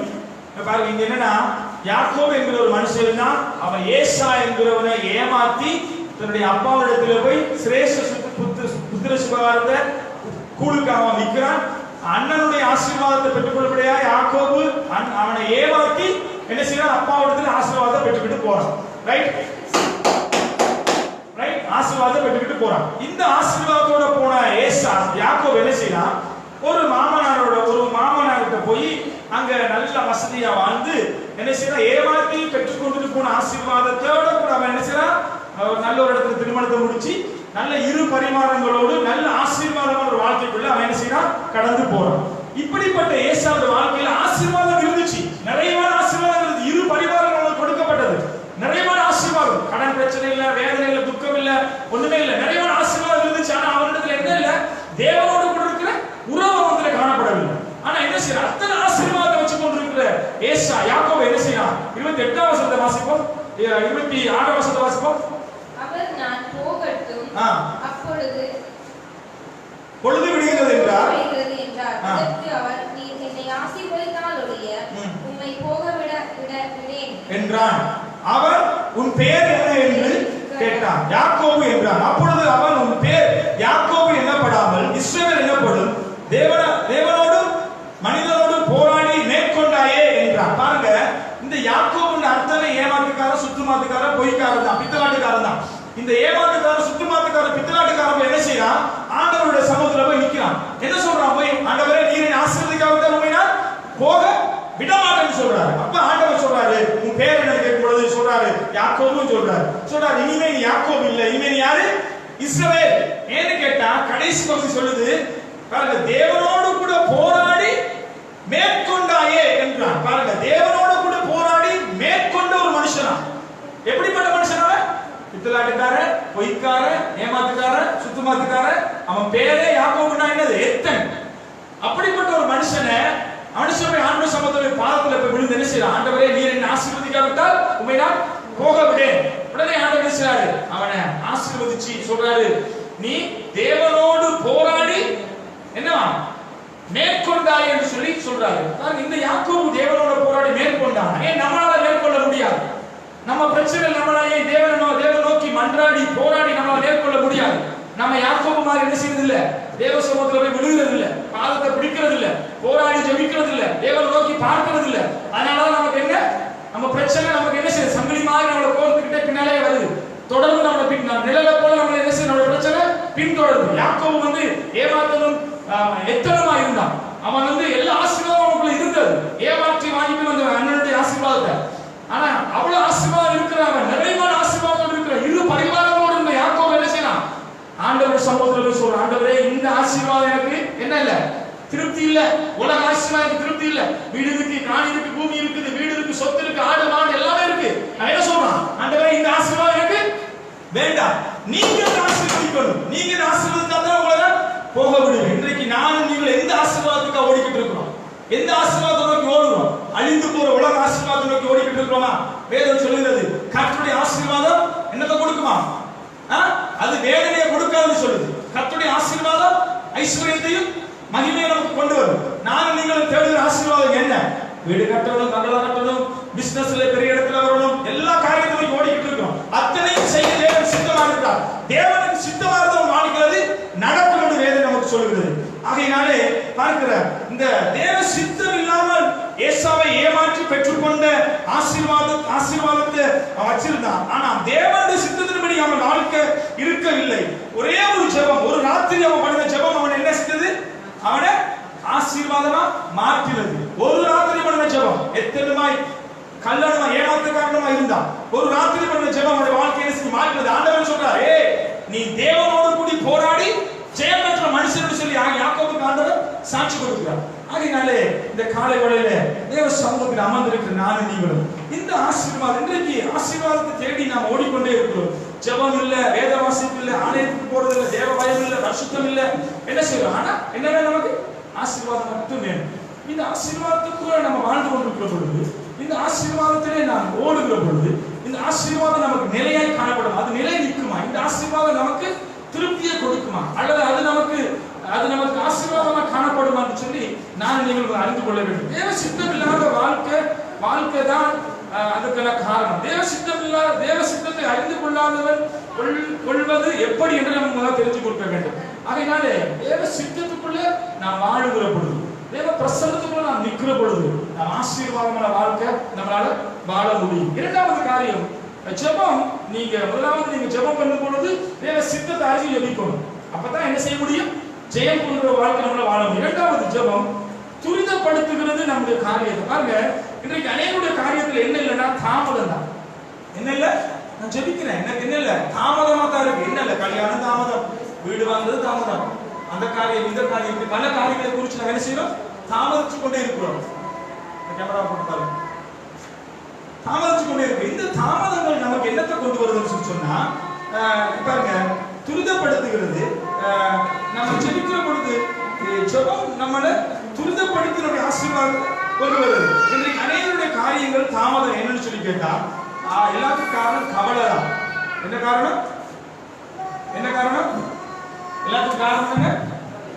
கவலை. நம்ம பண்ற கவலை தான் இந்த தாமதத்துக்கு காரணம். பாருங்க, இன்றைக்கு அநேகருடைய காரணம் கவலை தான். பாருங்க, டிலே, வேலையில, கல்யாணத்துல, வருமானத்துல, எல்லாவற்றும் நமக்கு என்னதான் தாமதமா இருக்கு. கல்யாணம் பேசினா அது தாமதம், வேலை அது தாமதம், வருமானம் அது தாமதம், இல்லையா? ஏதோ ஒரு அற்புதம் எதிர்பார்த்திருக்கிறோம், போயிட்டாங்க, ஓகே, எதிர்பார்த்துக்கிட்டு இருக்கோம், அது நமக்கு தாமதம் தான். இத்தனை தாமதம் எதற்குன்னு சொல்லி பார்த்தாங்கன்னா, நம்ம பார்க்கிறோம், இந்த இத்தனை தாமதமும் நமக்கு வருகிறது என்ன பிரச்சனை சொன்னா, ஒவ்வொரு தாமதத்துக்கும் நம்ம நேரம் பார்த்துட்டே இருக்கிறோம். என்ன நேரம் பார்க்கிறோம்? இது நடக்குமா? இந்த காரியத்துல எனக்கு ஒரு வெற்றி உண்டாகுமா? ஒரு ஜெயம் உண்டாகுமா? இந்த காரியத்துல நான் ஒரு ஜெயத்தை பெற்றுக்கொள்ள முடியுமா, காண முடியுமான்னு சொல்லி நம்ம என்ன செய்யணும்? தாமதத்துக்காக தாமதங்கள் வரும் பொழுது நமக்குள்ள என்ன சொல்றது? கவலை வருது, இல்லையா? என்ன கவலை வரலாம் இல்லையா? ஒரு வேலைக்கு அப்ளிகேஷன் போட்டுருக்கீங்க, அது உங்களுக்கு வேலை கிடைக்கல, இன்டர்வியூ கால் பண்ற சொல்றாங்க, என்ன செய்யல, இன்டர்வியூ கால் பண்ணல, அப்ப நீங்க சந்தோஷமா இருக்கீங்களா? என்ன செய்வீங்க? கவலை வந்துடும். தாமதங்கள் நமக்கு கவலையை கொண்டு வரும். பாருங்க, தானியேல் புத்தகம் 10வது அதிகாரம், 10வது அதிகாரத்தில் 1045வது பக்கம். தானியேல் 10வது அதிகாரம், பழைய ஏற்பாட்டில் 1045வது பக்கம். பாருங்க, தானியேலுடைய வாழ்க்கையில 1045வது பக்கம். பாருங்க, தானியேலுக்கு நிருபம் 10வது அதிகாரம் 11 தொடக்கம் 14 வசனங்களை நான் வாசிக்கிற பொழுது, தானியேலுடைய வாழ்க்கையில தாமதம் இருந்துச்சு. ஆனா தாமதம் என்ன செஞ்சுச்சுன்னா துரிதமாய் காரியத்தை வாய்க்க பண்ணுச்சு. 11ஆம் வசனத்தை வாசிப்போம். அவன் என்னை நோக்கி பிரியமான புருஷனாகிய தானியேலே, நான் இப்போது உன்னிடத்திற்கு அனுப்பப்பட்டு வந்தேன். அதனால் நான் உனக்கு சொல்லும் வார்த்தையின் பெயரில் நீ கவனமாய் இருந்து கால் ஊன்றி நில் என்றான். இந்த வார்த்தையை அவன் என்னிடத்தில் சொல்லுகையில் நடுக்கத்தோடு எழுந்து நின்றேன்.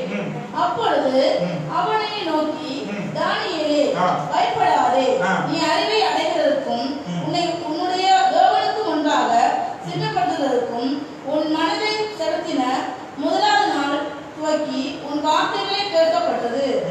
உன் வார்த்தைகள் நிமித்தம் நான் வந்தேன். ஓகே, இந்த பகுதியில நம்ம பார்க்கிற பொழுது தானியேலுக்கு விரோதமா ஒரு பெரிய பிரச்சனை வந்துச்சு. அந்த பிரச்சனையை மேற்கொள்வதற்கு தானியேல் நம்ம மாதிரி உட்கார்ந்து கவலைப்பட்டு இருக்கல. தானியேல் என்ன செய்யறாரு? ஜெபம் பண்றதுக்கு ஆரம்பிக்கிறாரு. என்ன சொல்லிக்கிறாருன்னா, முதல் நாள், 2ஆம் நாள், 3ஆம் நாள், 4ஆம் நாள், 5ஆம் நாள், 6ஆம் நாள், இப்படி 20 நாள் நம்ம ஜெபம் பண்ணா 20 நாளும் அவனுடைய ஜெபத்துக்கு என்ன கிடைக்கலன்னு சொன்னா பதிலே கிடைக்கல. 21வது நாள் அவனுக்கு பதில் வருது. எப்படின்னா 21வது நாள் பாருங்க. 21வது நாள் அவனுக்கு வந்த பதில் என்னன்னு சொன்னா 12ஆம் வசனத்துல கடைசி பகுதி சொல்லுகிறது, முதல் நாள் துவக்கி உன் வார்த்தைகளை கேட்கப்பட்டது, உன் வார்த்தைகளின் நிமித்தம் நான் வந்தேன் சொல்றாரு. 21 நாள் ஜெபம் பண்ணா, 20 நாள் ஜெபம் பண்ணா, 20 நாள் வரைக்கும் அவனிடத்துல அவன் ஜெபத்துக்கு என்ன இல்ல? பதில் இல்ல. 21வது நாள் தேவதூதன் வந்து தானியேலுக்கு முன்னாடி நிக்கிறான். நிக்கும்போது என்ன சொல்றான்னா, தானியேலே, முதல் நாளே உன் ஜெபம் கேட்கப்பட்டது. எத்தனை நாள்? எத்தனாவது நாள்? முதல் நாளே ஜெபம் கேட்கப்பட்டது. தானியேல் வந்து முதல் நாள் 2ஆம் நாள் 3ஆம் நாள் அவன் ஜெபத்துக்கு பதில் வரணும்னு சொல்லி என்ன செய்யல? எழுப்பி போகல. 20 நாள் அவன் காத்திருக்கிறான். ஜெபத்துல உபவாசத்தோட காத்திருக்கிறான். தன் தேவைக்காக, தன் பிரச்சனைக்காக 20 நாள் அவன் காத்திருக்கிறான். 21வது நாள் தான் பதில் வருது. அல்லேலூயா. இன்னைக்கு தானியேலுடைய 21 நாள் ஜெபம்னு சொல்லி என்ன செய்றாங்க? இன்னைக்கு பல சபைகள்ல 21 நாள் ஜெபம்னு சொல்லி தானியேல் ஜெபம்னு பண்றாங்க. ஆனா தானியேல் வந்து 21 நாள் ஜெபத்துக்கு அவன் உட்காரல. பதில் கிடைக்கும் வரைக்கும் அவன் உட்கார்ந்திருந்தான். 21வது நாள் அவனுக்கு பதில் கிடைச்சிச்சு. 21வது நாள் கிடைக்காட்டிலும் இன்னும் 40 நாளா இருந்தா என்ன செய்வான்? ஜெபத்துல உட்கார்ந்திருப்பான். உட்கார்ந்து போராடி இருப்பான். இந்த 21வது நாள் பதில் கிடைக்கிற போது தேவதூதன் என்ன சொல்றான்னா, தானியேலே, நீ முதல் நாள் துவங்க அன்றே உன்னுடைய ஜெபத்துக்கு என்ன கிடைச்சிச்சு? பதில கிடைச்சிச்சு. 13ஆம் வசனம் சொல்லுது, பெர்சியா ராஜ்யத்தின் அதிபதி 21 நாள் மட்டும் என்னோட எதிர்த்து நின்றான். உன் ஜெபத்துக்கு பதில கொண்டு போக முடியாதபடிக்கு பெர்சியா ராஜ்யத்தில் ஒரு ராஜா 21 நாள் இந்த தானியேலுடைய பதில கொண்டு போய் சொல்வதற்கு ஆயத்தப்பட்ட தேவதூதனோடு எதிர்த்து நின்றான் சொல்ற வசனம் சொல்லுது. என்ன சொல்லுது? 21 நாள் உனக்கு பதில கொண்டு போக முடியாதபடிக்கு ஒரு பெரிய ராஜாவுடைய அதிபதியோட எனக்கு என்ன நடந்துச்சு? யுத்தம் நடந்துச்சு. நீ நினைக்கிறியா உன்னுடைய ஜெபம் நீ தேவ சமூகத்தில் முழங்கால் படியிட்டு கேட்கிற ஜெபத்துக்கு உடனே பதில தேவன் கொடுக்கிறவன்? ஏன் தாமதம் பண்ணா? உன்னுடைய ஜெபத்துக்கு தாமதம் என்ன காரணம்? உன் ஜெபம் தேவ சமூகத்துக்கு எட்டாதபடிக்கு வான மன்றங்களுள்ள கொள்ளா தோற்கடிக்கப்பட்ட ஆவியுடைய சேனைகள், அதிகாரம், துறைத்தனங்கள், அந்த கால லோகாதிபதிகளுடைய ஆகாயத்துல போராட்டங்கள் காணப்படுகிறது. உன் ஜெபம் தேவ சமூகத்துக்கு போகாதபடிக்கு பல தடைகள் காணப்படுகிறது. ஆனா தானியேலுடைய ஜெபம் முதல் நாள் பண்ண ஜெபமே அங்க போயிருச்சு. ஆனா இடையில என்ன நடந்துச்சு? பெரிய யுத்தம் நடந்துச்சு. நான் சொல்றாருன்னா 21 நாள் வரைக்கும் அவனோட என்ன செய்ய பிரதான அதிபதி ஒருவனாகிய பெர்சியா ராஜ்யத்தின் அதிபதியாக இருந்த அதிபதி 21 நாள் மட்டும் என்னோட எதிர்த்து நின்றான். அவனால் பிரதான அதிபதிகளின் ஒருவனாகிய மீகாவேல் எனக்கு உதவியாக வந்தான். ஆதலால் நான் அங்கே பெர்சியாவின் ராஜ்யத்திலிருந்து தரித்திருந்தேன். பாருங்க, அந்த மீகாவேல் தேவதூதன் அனுப்பி என்ன செய்றாரு? உதவிக்கு அனுப்புறாரு. அனுப்பி என்ன செய்றாரு? அங்கிருந்து அந்த அந்த அந்த ராஜாவுடைய தடையிலிருந்து என்ன செய்றாரு? வெளியே கொண்டு வந்து தானியேலுக்கு பதில கொண்டு வந்து வைக்கிறார். அல்லேலூயா. எத்தனை பேருக்கு புரியுது நான் பேசுறது? தானியேலுடைய ஜெபத்துக்கு 21 நாளைக்கு கூட தான் பதில் கிடைச்சிட்டான். தானியேல் 21 நாள் வரைக்கும் என்ன செய்யல? முறுமுறுக்கல்ல, எழுதிட்டு போகல, காலையில ஜெபத்தை விடல, உபவாசத்தை உடைக்கல. ஏன் உடைக்கலன்னு சொன்னா கர்த்தர் ஜெபத்துக்கு பதில் தருவார். இதுல இருந்து கர்த்தர் பதில் தருவார் காத்திருந்தா. இன்னைக்கு நம்ம ஜெபம் எப்படி இருக்கு? காலையில நம்ம ஜெபிக்கிறோம், பின்னேரம் மறந்துடும்.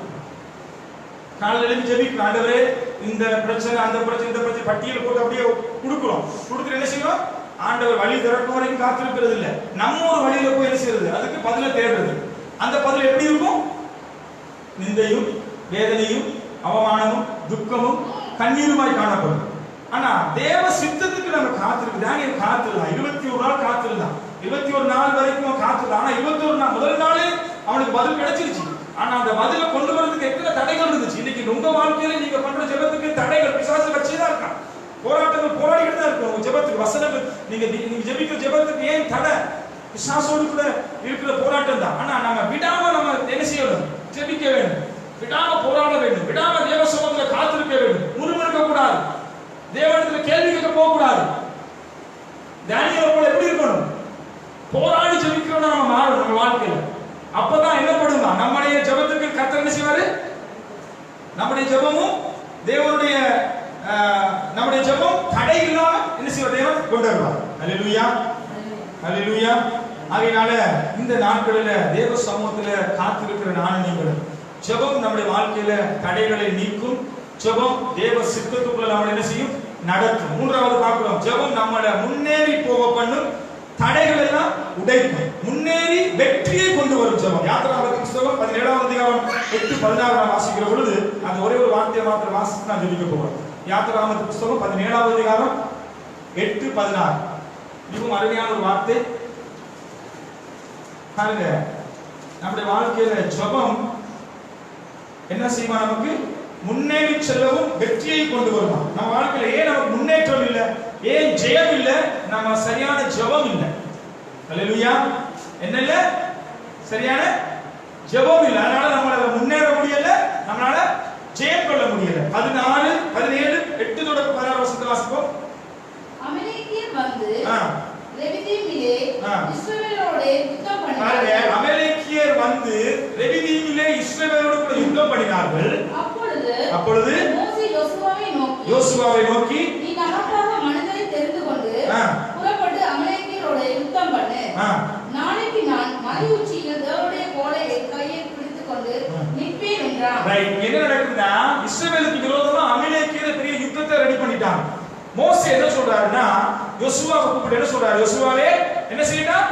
நீ யுத்தத்துக்கு மனுஷர்களை தெரிஞ்சு கொண்டு நான் என்ன செய்யறேன்? மலை உச்சியில போய் கோலை எடுத்துக்கிட்டு போய் என்ன செய்ய போறான்? நிக்க போறேன். எங்க போய் கோலை எடுத்துட்டு போய் என்ன செய்யறான்னு சொல்லி கீழே வாசிப்பாங்க.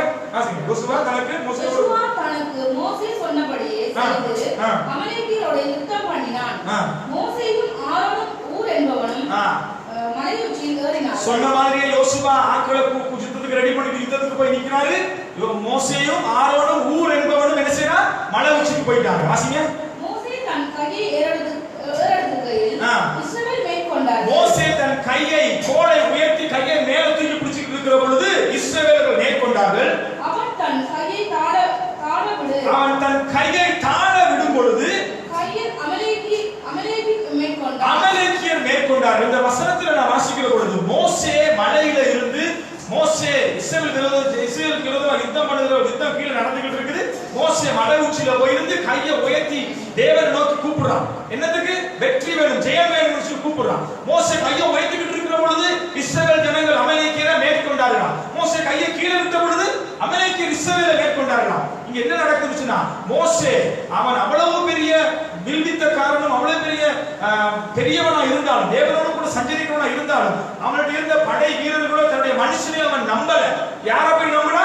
கர்த்தரை நம்பினான். கையை உயர்த்தி போய் நிக்கிறான். ஆண்டவரே எங்களுக்கு ஜெயம் கொடுங்க, நாங்க முன்னேறி செல்ல உதவி செய்யணும் சொல்லி மோசே என்ன செய்யறான்? 2 கையை தூக்கிட்டு என்ன செய்யறான்? தேவனை நோக்கி பார்க்கிறான். அவன் கையை தூக்கிட்டு நிக்கிற பொழுது என்ன நடக்குது? இஸ்ரவேலர்கள் மேற்கொண்டார்கள். கையை கீழே விடும் பொழுது அமலேக்கியர் மேற்கொண்டார்களாம். கீழே வாசிங்க. அப்படியே மோசேயின் கைகள் தளர்ந்து போயிட்டு அவனால முடியல. யுத்தம் இன்னைக்கு கீழே நடந்துட்டே இருக்கு. மோசே கையை கீழே விட முடியல. கீழே விட்டா என்ன ஆகும்? இஸ்ரவேலர்கள் தோற்று போவாங்க. அதனால கை தளர்ந்து போயிருச்சு. கை வருத்தமா இருக்கு. மேல வச்சுக்கிட்டே நிக்க முடியல. வாசிங்க. அப்பொழுது அவர்கள் ஒரு கல்லை கொண்டு வந்து அவன் கீழே வைத்தார்கள். அவனை கீழே வைத்து அவனை உட்கார வச்சாங்க. அதன் மேல் உட்கார்ந்திருந்தான். ஆரோனும் ஊரும் என்பவனும் ஒரு பக்கத்திலே ஒருவனும் மறுபக்கத்திலே இன்னொருவனும் அவன் கைகளை தாங்கினார்கள். மோசே கையை கீழே விடாம கையை தாங்கி பிடிச்சிட்டு இருக்கிறாங்க. கீழே வாசிங்க. இவ்விதமாய் அவன் கைகள் சூரியன் அஸ்தமிக்கும் வரைக்கும் ஒரே நிலையா இருந்தது. சூரியன் அஸ்தமிக்கும் வரைக்கும், சூரியன் மறையும் வரைக்கும் மோசேயோட கை ஒரே நிலையில் இருந்தது.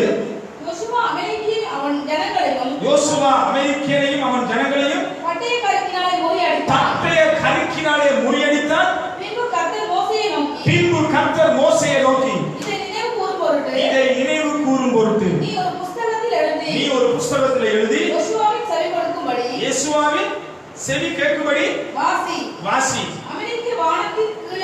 அமலேக்கியர் வானத்தின் கீழெங்கும் இராதபடிக்கு நாசம் பண்ணுவேன் என்றார். மோசே ஒரு பலிபீடத்தை கட்டி யெகோவா நிசி என்று பெயரிட்டான். அமலேக்கியர் கை கர்த்தருடைய சிங்காசனத்துக்கு விரோதமானபடி இருந்தபடினாலே தலைமுறை தலைமுறை தோறும் அவர்களுக்கு விரோதமாக கர்த்தர் யுத்தம் பண்ணார். கர்த்தர் யுத்தத்தை நடத்தினார் என்று வேதம் சொல்கிறது. மோசே ஆண்டவருடைய சமூகத்தில் போய் நின்றான். எப்படி நின்றான்? கையை உயர்த்திட்டு நின்றான். வலிக்க வலிக்க. எதற்காக? என்ன வேணும் சொல்லி போய் நின்றான். ஜெயம் வேணும், வெற்றி வேணும். என்ன சொல்றான் போய் அங்கிருந்து? எதற்காக போய் நிற்கிறார் மோசே? முன்னேறி போகணும். உன் வாழ்க்கையில முன்னேற்றம் வேணுமா? ஜெயம் வேணுமா? வெற்றி வேணுமா? உனக்கு விரோதமா எழுப்புகிற ஜாதிகளை நீ முறியடிக்கணுமா? உனக்கு விரோதமா எழுப்புவதற்கு முன்பதாக நீ தலை நிமிர்ந்து நிற்கணுமா? தேவ சமூகத்தின் கரத்தை உயர்த்தி போய் நில்லு. ஐயோ, கை வலிக்குது, கால் வலிக்குது, முழங்கால் வலிக்குது, வாயத்திற்கு ஜெபிக்க முடியல, துதிக்க முடியல, உபவாசம் கொடுத்து வர முடியல, ஆண்டவரை தேட நேரம் இல்லை, ஜெபிக்க நேரம் இல்லை, ஆண்டவர் உண்மையா வாழ நேரம் இல்லை சொல்லி அவன் வாழ்க்கையில இந்த கவலை சாது வரைக்கும் உன்னை பின்தொடரும். நீ படுற இந்த கவலையிலிருந்து நீ விடுதலை ஆக வேண்டுமானா ஆண்டவர் சொன்ன 3 விதமான ஜெபம். முதலாவது, தேவ சித்தத்தை அறிந்து நீ ஜெபிக்க வேண்டும். இரண்டாவது, தேவனுடைய சபத்திலே தேவனோடு கூட நீ சீர்பொருந்தி காணப்பட வேண்டும். மூன்றாவது, நீ தேவனிடத்திலே அமர்ந்து ஜெபிக்கிற பொழுதுதான் நீ முன்னேறி செல்ல உனக்கு வழிகளை தேவன் உனக்கு காண்பித்து கொடுப்பார். அல்லேலூயா. இந்த காலை வேளையில ஆண்டவருடைய சமூகத்துல ஏதோ ஒரு இனந்தெரியாத ஒரு கவலையோடு வந்து உட்கார்ந்து இருக்கலாம். இந்த வசனத்தை கேட்டுக்கொண்டிருக்கிற அருமையான சகோதரனே சகோதரியே, யூடியூப் கூட அல்லது தேவனுடைய வார்த்தையை கேட்டுக்கொண்டிருக்கிற சகோதரி, ஆண்டவரை பார்த்து சொல்லுகிறார், உன் வாழ்க்கையில ஜெயமான வாழ்க்கை, வெற்றியான வாழ்க்கை, சமாதானம் இருந்த வாழ்க்கை உனக்கு தேவையான கர்த்தரோடு கூட நீ அமர்ந்திருந்து தேவ சமூகத்தில் காத்திருந்து நீ செய்கிற ஜெபம் உன் வாழ்க்கையில் உனக்கு ஜெயத்தை உண்டு பண்ணும். நாளிலே தேவ சமூகத்தில் அமர்ந்திருக்கிற நானும் நீங்கள் நம்முடைய வாழ்க்கையில ஏன் இந்த கவலை? எதற்காக இந்த கவலை நம்மை மாற்றி வதைக்கிறது?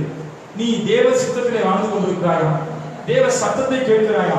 தேவ சித்தத்துக்கு உன்னை ஒப்பு கொடுத்திருக்கிறாயா? தேவனுக்கு பயப்படுற பயம் வாழ்க்கையில காணப்படுகிறதா? ஆண்டவர் நாளை பார்த்து கேட்கிற கேள்வி அதே கேள்விதான். ஆகையினாலே நீ கவலைப்பட்டு கலங்கி நிற்கிறது, எண்ணத்தை உடுப்போம், எண்ணத்தை புசிப்போம், எதற்காக நாம் வாழுவோம், உலகத்தில் அழிந்து போற காரியத்துக்கு கவலைப்பட்டு கலங்கி நிற்கிறார். நித்தியத்துக்குமான கர்த்தருக்காக நித்தியத்துக்குள்ளே நீ வாழப்படி அவங்க ஒப்பு கொடுத்திருக்கிறாயா? நாங்கள் நிற்கிற காலங்கள் கடைசி காலத்தில் நாம் நின்று கொண்டிருக்கிறோம். ஆண்டவர் இயேசு கிறிஸ்து வருகை அதிசீக்கிரத்திலே காணப்படுகிறது. அவர் குற்றமற்றவரை விடாத அவர் பாவத்துக்கு தண்டனை நீதி விசாரிக்கிற தெய்வமாய் அவர் நமத்திலே அவர் வர இருக்கிறார். ஆகையினாலே அவருடைய வருகைக்கு நானும் நீ ஆயத்தமாய் இருக்க வேண்டும். இயேசு கிறிஸ்து வருகிற பொழுது அவர் 2000 வருஷத்துக்கு முன்னாய் வருகிற குழந்தையாய் வருகிற தெய்வம் அல்ல. நீதி விசாரிக்கிற வெள்ள சிங்காசனத்தில் உட்கார்ந்து இருக்கக்கூடிய நீதி சிலவர் வருகிறார். அவர் முன்பதாய் நிற்கிற பொழுது நானும் நீங்களும் குற்றமற்றவராய் காணப்பட வேண்டும். கண்களை மூடி அவருடைய சமூகத்தை நம்ம ஒப்புக் கொடுப்போம். நம்முடைய வாழ்க்கையில ஜெபம் நம்முடைய கவலைகளில் நம்முடைய மேற்கொள்ள உதவி செய்யும். இன்றைக்கு தேவன் தம்முடைய வார்த்தையோடு கூட நம்மளுக்கு தெளிவாக பேசினார். எதற்காக இந்த கவலை? வேதம் சொல்கிறது 4:6 பிலிப்பியர், நீங்கள் ஒன்றுக்கு கவலைப்படாமல் எல்லாவற்றையும் ஸ்தோத்திரத்தோடு துதியோடு எனக்கு தெரியப்படுத்துங்கள். உங்க விண்ணப்பங்களை ஏன் சமூகத்துக்கு கொண்டு வாங்க, ஏன் பாதத்துக்கு கொண்டு வாங்க. ஆண்டவர் சொல்லுகிறார், எல்லாவற்றையும் உங்கள் எல்லா கவலைகளையும் விண்ணப்பத்தோடும் ஸ்தோத்திரத்தோடும் துதியோடும் தேவ சமூகத்துக்கு கொண்டு போகிற வேதம் சொல்லுகிறது. பிரியமான சகோதரனே சகோதரியே, மனுஷனிடத்திலே போய் ஆலோசனைகளையும் மனுஷனிடத்திலே போய் காரியங்களையும் பேசி பேசி பேசி நானும் நீங்களும் எத்தனை நாட்கள் வெட்கப்பட்டு போய் இருக்கிறோம். தேவ சமூகத்திலே நின்று தேவனை நோக்கி பார்க்கிற இருதயத்தை நமக்குள்ளே தேவன் தர வேண்டும் என்று விரும்புவீர்களா? ஆகையினாலே கண்களை மூடி ஆண்டவருடைய சமூகத்தில் ஒப்புக் கொடுங்க. கண்களை மூடி நாம் யாவரும் ஒரு செவ்வாய் எழுந்திருந்து ஒப்புக் கொடுப்போம். ஆண்டவருடைய பாதத்திலே, கர்த்தாவே இந்த காலை வேளையிலே என்னோடு பேசு. ஆண்டவரை பார்த்து சொல்ல போறோம், உண்மை தான் நம்பி இருக்கிறேன், உண்மை என்று எனக்கு யாரும் இல்லையப்பான்னு சொல்லி ஆண்டவரை பார்த்து நாம் ஸ்தோத்திரத்தோடு கூட நாம் பாட போகிறோம். எல்லாரும் கண்களை மூடி ஆண்டவர் சமூகத்திலே ஒரே ஒரு விஷயம் தேவ பிரசன்னத்திலே நாம் நின்று ஆண்டவரை பார்த்து நாம் சொல்ல போகிறோம். அப்பா இந்த நாட்களிலே உண்மை தான் நான் நம்பி இருக்கிறேன். என் வாழ்க்கையில உண்மை என்று எனக்கு வேறு யாரும் இல்லையப்பா. எனக்கு ஒரு அற்புதத்தை நீங்க தான் ஆண்டவர் உங்களால தான் செய்யக்கூடும். நீங்க எனக்கு ஒரு அற்புதத்தை செய்யுங்க ஆண்டவர் என்று சொல்லி ஆண்டவரை பார்த்து கண்ணை மூடி 2 கரங்களை தேவனுக்கு நேராக உயர்த்தி, உனக்கு வெற்றி வேணுமா, முன்னேறி செல்ல வேண்டுமா, உன் வாழ்க்கையில ஜெயம் உண்டாகணுமா, உன் வாழ்க்கையில துக்கம் சந்தோஷமாய் மாறணுமா, உன் கண்ணீரெல்லாம் துடைக்கப்படணுமா, ஆண்டவரை பார்த்து விசுவாசத்தோடு கூட சொல்லு, ஆண்டவரை நான் நம்பி இருக்கிறது உண்மைதான் சுவாமி, உண்மையே நம்பி இருக்கிறது சொல்லி ஆண்டவரை பார்த்து ஸ்தோத்திரத்தோடு கூட சொல்லு. கர்த்தர் உன்னோடு கூட இந்த நாளில் இடைப்படுவார். நன்றி சுவாமி.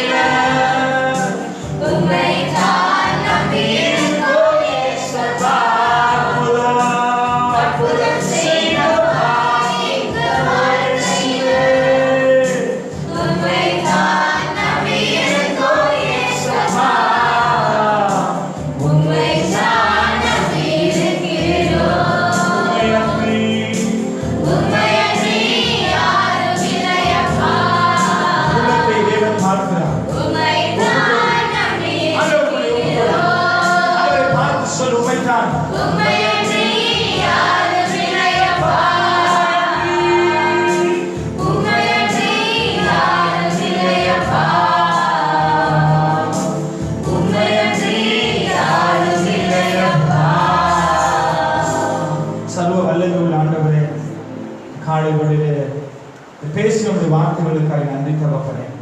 இதோ நாங்கள் பாடின உண்மைத்தான் நம்பி இருக்கிறோம், உண்மையன்றி எங்களுக்கு யாரும் இல்லையா பாண்டு நாங்கள் பாடினோம். எத்தனையோ நிந்தைகள் அவமானங்கள் எல்லாம் சகித்துக் கொண்டு ஆண்டவரே உடைய சட்டை நிழலில பாதத்தில் நாங்கள் வந்திருக்கிறோம். அப்பா, எங்களுக்கு ஒரு அற்புதம் வேண்டும் என்று சொல்லி யாரெல்லாம் முழு இருதயத்தோடு முழு உள்ளத்தோடு நோக்கி பாடினார்களோ, இதோ தகப்பனே, கடந்த காலத்திலே கவலைப்பட்டு கலங்கி இருந்த ஆண்டவரே, நீர் எனக்கு அற்புதம் செய்யக்கூடிய தேவன் அறியாது இருந்த, அறிந்து ஆண்டவரை விட்டு நான் தூரமா இருந்தேன். இதோ இந்த நாளில் நீர் என்னோடு பேசி, இந்த வார்த்தையை கூட என்னோடு கூட நீர் பேசி ஆண்டவரே, உடைய மெல்லிய சத்தம் என்னை உயிர்ப்பித்தது. நான் தீர்மானங்களை எடுக்கிறேன் இந்த நாள் கொண்டு ஆண்டவரே, என் வாழ்க்கையில ஜெபம் உம்முடைய சித்தத்தை அறிந்து செய்ய நான் விரும்புகிறேன் சுவாமி.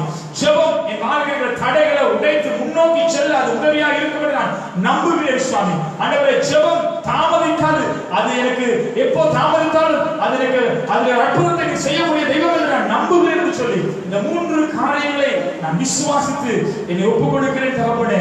என்னை பொறுப்படும் வழிநடத்தும் ஆசீர்வதியும் உம்முடைய பாதத்துல என்னை தாழ்த்தி உங்களை உயர்த்தி மகிமைக்கு கனத்துக்கு துதிக்கு பாத்திரராய் இருக்கிற எங்கள் அருமை ஆண்டவர் இரட்சகர் மீட்பருமாய் இருக்கிற கர்த்தராகிய இயேசு கிறிஸ்து நாமத்துக்கு ஒப்புக் கொடுத்து ஜெபிக்கிறோம் எங்கள் ஜீவனுள்ள நல்ல பிதாவே. ஆமென், ஆமென், ஆமென். God bless you. கர்த்தர் உங்களை ஆசீர்வதிப்பாராக.